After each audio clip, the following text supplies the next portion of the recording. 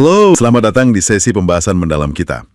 Hari ini kita punya sesuatu yang cukup menarik nih. Kita akan telusuri bersama rancangan kurikulum sebuah sekolah, Dar El Salam. Mulai dari level paling awal, playgroup dan TK, sampai nanti ke jenjang SMA. Sumber kita ini informasi langsung dari situs web mereka sendiri, jadi kita bisa lihat bagaimana mereka mempresentasikannya. Misi kita, mencoba memahami untuk Anda, bagaimana sih sekolah ini merambu sebuah pengalaman belajar yang katanya komprehensif, inklusif, sekaligus relevan untuk masa depan. Kedengarannya ambisius ya. Mari kita coba bedah bareng-bareng. Iya. Memang menarik ya kalau ada sekolah mau terbuka soal katakanlah dapur kurikulumnya begini. Ini kan kasih kita kesempatan buat lihat benang merahnya. Tapi mungkin juga tantangannya nanti gimana? Kita akan lihat bagaimana mereka mencoba menyeimbangkan, wah banyak hal ini. Ada kurikulum nasional, itu pasti. Terus nilai-nilai keislaman, terus nilai-nilai keislaman yang ingin ditanamkan kuat. Kebutuhan siswa yang beragam, ini penting, termasuk yang berkebutuhan khusus. Dan tentunya ya tuntutan zaman sekarang soal keterampilan abad ke-21, itu betul-betul perpaduan yang kompleks. Betul. Nah, kita mulai dari fondasinya dulu ya, atau cara berpikir mereka kita. Di sumbernya, mereka tuh menekankan sekali pentingnya paham betul soal kurikulum dan cara mengajar, pedagogi. Katanya, kalau nggak paham betul, ya proses belajar bisa jadi sekadarnya aja, kurang arah, bahkan mungkin membosankan dan nggak terasa gunanya buat siswa. Kedengarannya logis ya. Sangat logis. Mereka kan menyoroti resiko kalau kurikulum ini tuh terlalu kaku ya, kayak model lama lah. Misalnya jadi susah mengakomodasi siswa yang kemampuannya beda-beda, terus gagal melatih hal-hal penting zaman sekarang, kayak berpikir kritis, kerja sama tim, atau kreativitas. Nah itu, plus seringnya malah guru yang jadi pusat segalanya, teacher-centered, siswanya jadi pasif. Nah ini yang kayaknya mau mereka hindari. Oke, jadi apa nih solusi atau pendekatan baru yang mereka tawarkan? Mereka nyebut soal fleksibilitas dan diferensiasi. Ada istilah spesifik. Differentiated instruction. Ini maksudnya apa ya? Kalau dijelaskan secara sederhana. Gampangnya gini aja, bayangin dalam satu kelas kan ada siswa yang cepat nangkep, ada yang perlu waktu lebih, ada yang suka belajar sambil gerak, ada yang lebih suka lihat gambar, visual gitu. Nah, differentiated instruction itu artinya guru mencoba menyesuaikan menu belajarnya.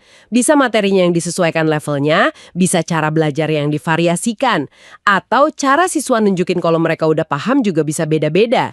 Tujuannya, ya biar semua siswa dengan keunikannya masing-masing itu tetap bisa mencapai target belajar yang sama. Intinya bukan siswa yang harus seragam ngikutin guru, tapi guru yang mencoba melayani keberagaman siswa. Guru jadi fasilitator, bukan satu-satunya sumber ilmu.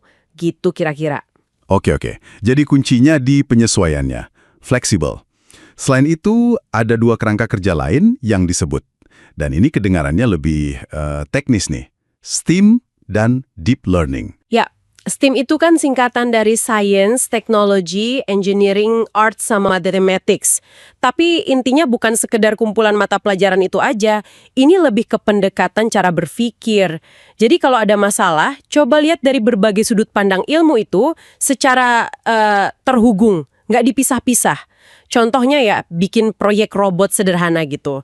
Di situ kan ada sainsnya, prinsip gerak misalnya. Ada teknologi dan rekayasanya, cara merakit dan programnya.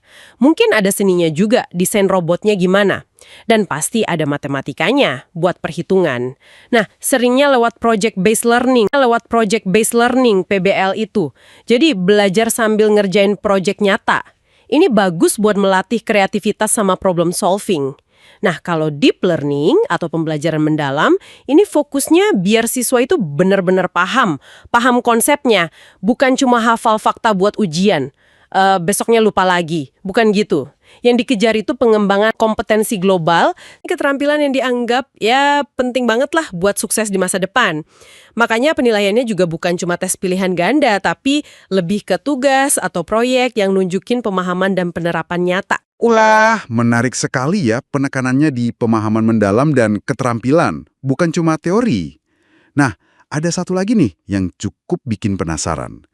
Mereka mengaitkan semua ini dengan antisipasi era AI fisik, physical AI. Ini lebih dari sekedar AI di komputer, gitu ya? Maksudnya robotik atau gimana? Tepat. Kayaknya mereka lihat tren ke depan bahwa AI itu nggak cuma berupa software atau algoritma di belakang layar, tapi akan semakin mewujud dalam bentuk fisik. Ya, kayak robot yang bisa interaksi langsung di lingkungan kita. Mereka prediksi era ini butuh banyak ahli di bidang rekayasa, robotika, fisika, pemrograman. Yang mana itu kan intinya STEM tadi.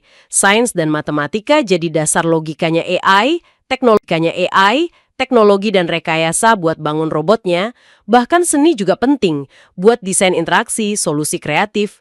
Jadi, bisa dibilang fokus ke STEAM dan 6C ini ya, cara mereka secara proaktif gitu, menyiapkan lulusan buat dunia yang mungkin akan sangat beda nanti.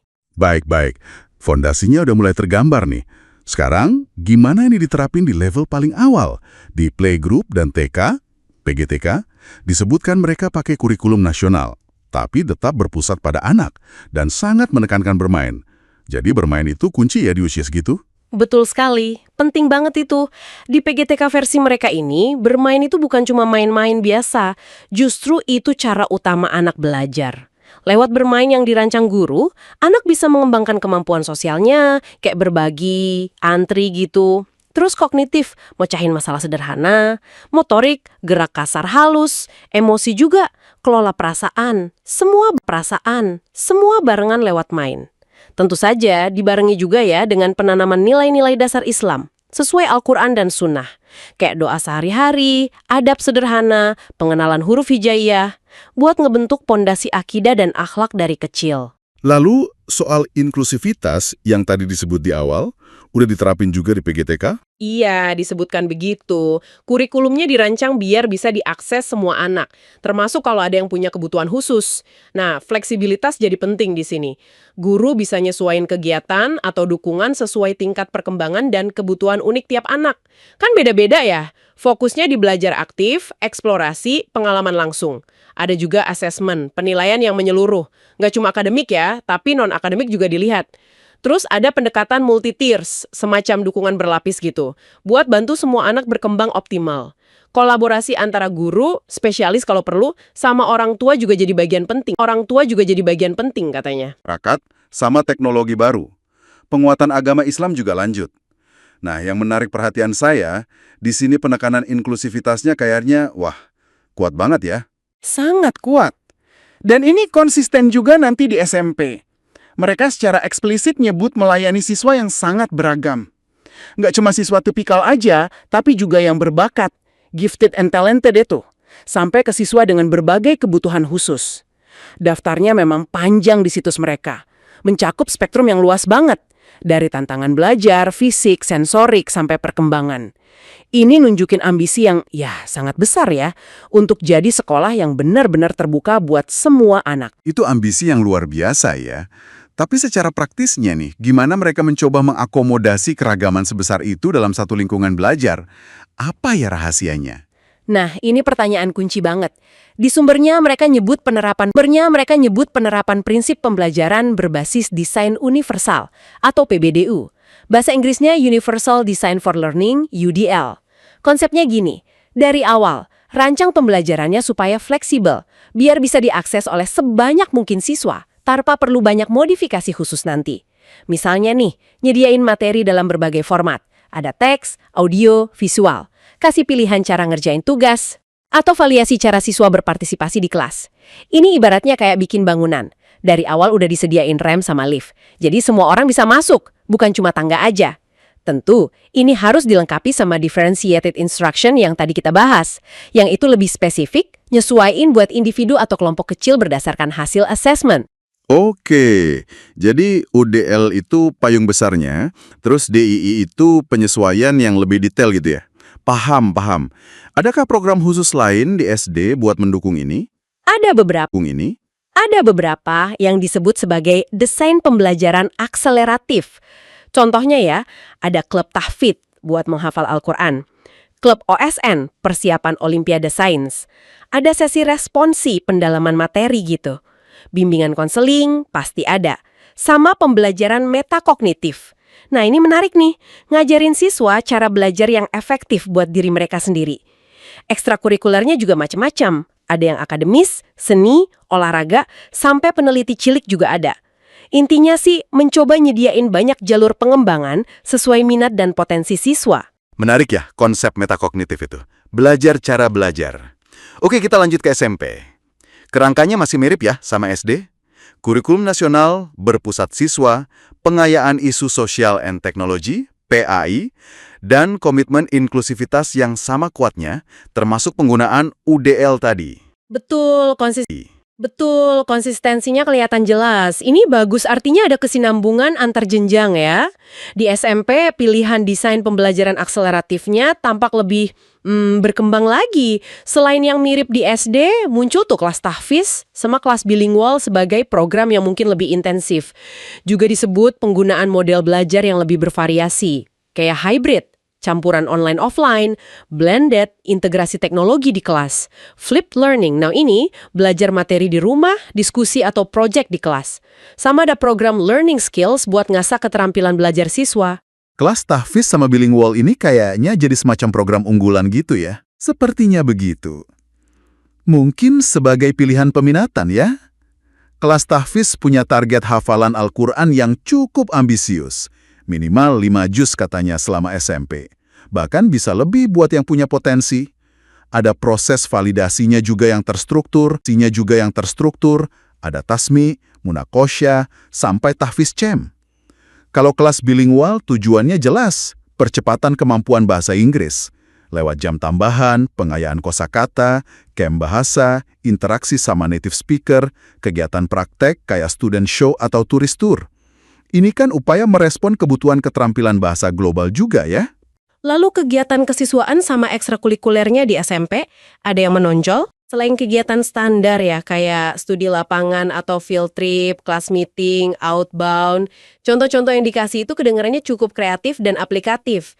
Ada kunjungan ilmiah, liga olahraga, tapi ada juga liga graffiti atau mural, program kuliner, klub sains namanya Saintis Muda, desain grafis, web, animasi. Ini nunjukin upaya mewadahi minat remaja yang emang udah mulai beragam banget kan. Layanan konselingnya juga katanya lebih komprehensif. Ada aspek diniap, psikologis, psikososial, terus ada program leadership yang terintegrasi sama OSIS. Oke, sekarang kita sampai di jenjang terakhir nih, SMA. Nah, gimana kurikulumnya dirancang buat nyiapin mereka ke jenjang berikutnya? Atau mungkin ke dunia kerja? Di SMA, fokusnya tetap di pendidikan komprehensif. Jaga keseimbangan antara nilai Islam, ilmu pengetahuan, sama keterampilan praktis. Pendidikan agama Islam terus diperdalam. Bukan cuma teori, tapi juga pembentukan karakter, moral, spiritualitas, sama kepedulian sosial. Itu ditekankan. Gimana dengan sisi akademiknya sendiri? Bidang sains ditekankan lewat pembelajaran berbasis eksperimen, jadi banyak praktek. Ilmu sosial sama bahasa buat ngasah analisis, berpikir kritis, komunikasi efektif. Teknologi juga jadi bagian integral, buat dukung pembelajaran digital sama literasi media. Wah, ini skill yang krusial banget di era informasi sekarang. Selain akademik dan agama, ada fokus unik lain? Ada fokus unik lain nggak di SMA? Ada beberapa. Seni, ya buat kreativitas dan apresiasi estetika. Kesehatan fisik dan psikis juga, lewat olahraga, program kesehatan mental, sama konseling. Nah, yang cukup khas itu ada pendidikan kesiapsiagaan bencana. Mereka diajarin ngenali risiko, kayak kebakaran, banjir, gempa, prosedur evakuasi, bahkan pertolongan pertama. Tujuannya, ya bangun kesiapan sama kepedulian terhadap keselamatan diri dan orang lain. Ini relevan banget sih mengingat kondisi geografis kita ya. Pendidikan kesiapsiagaan bencana, wah itu menarik dan penting ya. Jarang-jarang lo ada. Lalu gimana dengan pengembangan karakter lain sama minat bakat di SMA? Karakter, khususnya resiliensi atau daya tahan mental, itu disebut dikembangkan salah satunya lewat ekskul pramuka. Kan di pramuka belajar kepemimpinan, kerja sama tim, survival skills gitu ya. Tentu ada pilihan ekskul lain juga di bidang olahraga, seni, sains, teknologi buat nyalurin minat dan bakat. Gambaran besarnya sih, mereka ingin ngebentuk lulusan yang gak cuma pintar secara akademis, tapi juga punya mental kuat, keterampilan yang relevan, dan siap hadapi tantangan. Tangguh gitu. Jadi setelah kita telusuri nih dari PGTK sampai SMA, apa ya inti atau benang merah paling kuat dari pendekatan kurikulum Darul El-Salam ini menurut Anda? Ada beberapa hal yang menurut saya sangat menonjol dan konsisten ya. Pertama, upaya memadukan kurikulum nasional dengan penguatan nilai-nilai Islam secara terintegrasi di semua level. Itu jelas banget. Kedua, komitmen yang luar biasa pada inklusivitas. Dengan kesediaan melayani spektrum siswa yang sangat luas dan menerapkan strategi kayak UDL sama pembelajaran berdiferensiasi. Ini ambisi yang nggak main-main loh. Ketiga, fokus pada pengembangan holistik. Nggak cuma otak alias akademik, tapi juga hati, karakter, spiritual, terus fisik, mental, sosial emosional juga. Lengkap. Keempat, penggunaan asesmen yang berkelanjutan untuk memandu pembelajaran. Jadi bukan cuma di akhir. Kelima, adopsi pendekatan modern, kayak STEAM, Deep Learning dengan 6C-nya, PBL. Keenam, ada kesadaran kuat buat nyiapin siswa ke masa depan, baik lewat keterampilan abad 21 maupun kesiapsiagaan praktis tadi. Oke. Jadi rangkumannya kita udah lihat ya, bagaimana sekolah Dar-el Salam ini mencoba merancang kurikulumnya secara berlapis gitu. Ada perpaduan antara standar nasional, nilai keislaman yang kuat, komitmen tinggi pada inklusivitas yang melayani semua jenis siswa lewat UDL dan diferensiasi, serta penggunaan kerangka modern kayak STEAM dan Deep Learning buat masa depan.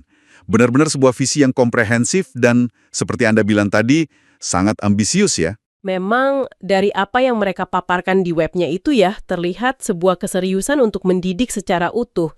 Bukan hanya transfer ilmu, tapi pembentukan manusia seutuhnya. Namun, ya itu tadi, ambisi besar ini juga pasti munculin tantangan besar di lapangan. Ini mungkin jadi satu hal menarik untuk Anda renungkan lebih lanjut nih. Bagaimana sekolah ini secara nyata sehari-hari di kelas mengelola kompleksitas yang luar biasa dari penerapan UDL dan pembelajaran yang sangat terdiferensiasi itu. Melayani keragaman siswa yang begitu luas, dari yang berbakat sampai yang punya berbagai hambatan. Itu kan pasti butuh sumber daya ya, butuh pelatihan guru yang intensif, strategi manajemen kelas yang sangat canggih. Nah, keberhasilan mengatasi tantangan implementasi inilah yang akan jadi bukti. Bukti apakah visi ideal di atas kertas ini benar-benar bisa terwujud secara efektif atau tidak. Pertanyaan yang sangat krusial itu. Implementasi adalah ujian sesungguhnya. Nah, kita mau coba gali dua hal yang kayaknya menarik banget. Siapa sih tenaga ahli pendidik di sana? Sama gimana cerita sukses alumninya? Penasaran juga, apa ya rahasia sekolah ini? Menarik tuh. Pernah nggak sih Anda bertanya-tanya gitu, apa yang bikin satu sekolah itu benar-benar unggul? Nah, sumber Anda ini nyebut soal adanya doktor pakar pendidikan di Dar-el Salam. Ini cukup bikin penasaran ya kan? Iya, itu poin yang cukup spesifik ya. Betul, jadi misi kita hari ini yaitu memahami elemen kunci sekolah ini lewat sumber yang ada. Siap. Mari kita bedah. Oke, mari kita mulai dari para pendidiknya dulu ya. Sumber yang Anda kasih itu bilang sekolah ini diperkuat oleh para doktor. Bukan cuma pengajar biasa, tapi pakar di bidang pendidikan. Iya, benar. Itu apa aja? Tentu. Jadi, sumber itu nyebutinnya cukup jelas. Ada yang latar belakangnya pedagogi. Itu ilmu soal cara ngajar yang efektif gitu. Oke, pedagogi. Terus, ada psikologi pendidikan. Itu fokusnya ke gimana siswa belajar, gimana mereka berkembang. Penting tuh. Sama satu lagi, pendidikan inklusif. Ini biar semua siswa, apapun kebutuhannya, bisa belajar bareng dengan baik. Jadi kelihatan ya, ini bukan sekedar gelar, tapi komitmen ke pendekatan yang basisnya riset dan fokus ke siswa. Wah, jadi emang keahliannya spesifik banget ya di bidang-bidang dasar pendidikan gitu. Nah, terus kontribusi mereka di sekolah itu gimana menurut sumber Anda? Nah, ini nih bagian serunya. Sumber Anda bilang, kontribusi mereka itu nggak cuma di kelas. Mereka aktif riset pendidikan juga. Oh, riset di level sekolah? Iya, betul. Terus, ikut mengembangkan kurikulum yang inovatif. Artinya, ya kurikulumnya diupdate terus sesuai perkembangan zaman. Keren. Bahkan, mereka juga jadi narasumber ahli. Skalanya nasional loh. Jadi, kehadiran mereka ini menurut sumbernya bikin lingkungan belajarnya jadi dinamis dan reflektif. Dinamis dan reflektif. Maksudnya suasananya hidup gitu ya. Terus mendorong anak-anak buat mikir kritis juga. Tepat sekali. Dan ini nyambungnya ke fokus pengembangan potensi murid yang holistik. Holistik. Ya, sering dengar istilah itu. Maksudnya gimana kalau di konteks sumber Anda? Kayaknya sih, holistik di sini artinya menyeluruh ya. Jadi nggak cuma akademis aja yang dikejar, tapi juga pembentukan karakter yang kuat, terus pendalaman nilai-nilai Islam, plus kematangan sosial emosionalnya. Lengkap banget ya. Iya. Jadi, investasi ke pakar-pakar riset ini kayaknya jadi fondasi penting buat kualitas pendidikan macam itu. Masuk akal. Gimana riset bisa langsung nyambung ke inovasi kurikulum, terus ke suasana belajar? Oke, sekarang kita geser yuk lihat hasilnya di alumni. Boleh, boleh. Sumbawan kan cerita soal sukses alumni mereka. Yang bikin saya tertarik itu kok bidang profesinya bisa macam-macam banget ya? Iya, betul sekali. Sumbanya ngasih contoh yang, wah, beragam banget memang. Mulai dari yang fokus di kajian studi Islam, Oke. terus ada yang jadi dokter, ahli computer science, ada yang di militer, ada yang aktif di bidang sosial humaniora, Wow. sampai yang sukses di dunia properti dan marketing pun ada. Rentangnya lebar banget kan? Iya, dari militer sampai marketing, itu spektrumnya luas banget. Gimana ya kita bisa jelasin kesuksesan di bidang yang beda-beda gitu? Kalau kita kaitin lagi sama pendidikan yang mereka dapat di sana. Nah, kalau kita coba tarik benang merahnya ya, keragaman ini bisa jadi cerminan langsung dari fondasi holistik yang tadi kita omongin. Oh, nyambung ke situ lagi ya? Iya, sumber Anda itu secara eksplisit nyambungin sukses alumni ini ke 3 pilar. Pendidikan akademis yang kuat, terus nilai keislaman yang kokoh, sama karakter yang tangguh yang dibentuk di sekolah. 3 pilar itu ya? Betul. Ini seolah nunjukin kalau pendidikan di sana tuh nggak cuma nyiapin buat satu jalur karir aja, tapi lebih ke ngebekelin lulusan dengan kemampuan adaptasi, etos kerja yang bagus, plus landasan nilai yang bisa dipakai di mana aja mereka berkiprah. Jadi, nilai sama karakter itu bukan cuma tambahan pemanis gitu ya, tapi jadi kayak sistem operasinya mereka buat sukses di berbagai aplikasi kehidupan profesional. Wah, analogi yang bagus itu. Dan perlu digarisbawahi lagi nih, sumber Anda juga nekenin kalau sukses di sini tuh nggak melulu soal duit atau jabatan loh. Oh iya, terus apa dong? Para alumni ini disebut jadi teladan. Teladan dalam integritas, nunjukin kemandirian, terus aktif juga berkontribusi balik ke masyarakat. Itu penting banget. Iya kan?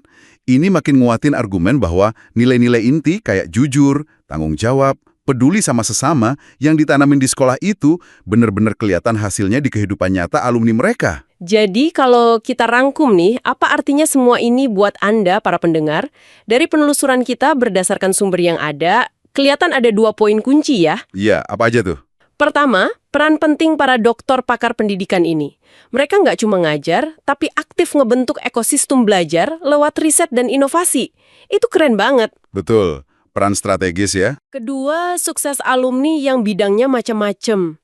Kayaknya itu buah dari pendidikan holistik tadi yang nyeimbangin akademis, nilai Islam, sama pembentukan karakter yang kuat.